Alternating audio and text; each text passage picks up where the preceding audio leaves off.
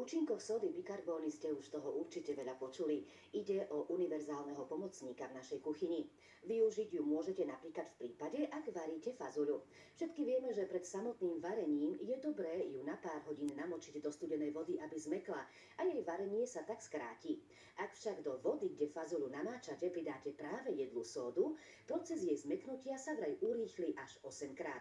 Sóda bikarbóna má však hore nos aj pre iné svoje schopnosti.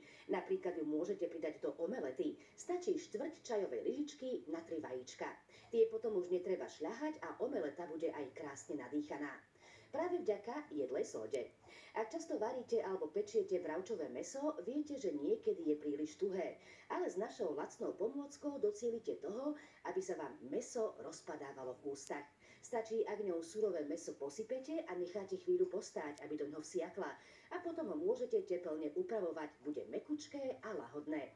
Ak ste čistili cesnak, cibuľu alebo držali v ruke rybu, určite nám dáte za pravdu, že zápachu z rúk sa v tomto prípade zbavuje dosť ťažko. No ale opäť môžete použiť sódu bikarbónu. Nasypte si ju na ruky, pošúchajte a potom si ruky umyte pod tečúcou vodou. Po zápachu by nemalo byť ani stopy.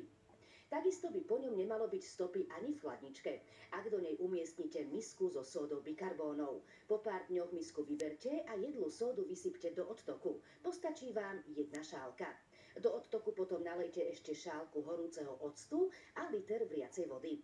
Keďže sóda bikarbóna neutralizuje rôzne pachy, využiť jej sílu skúste aj v umývačke riadu.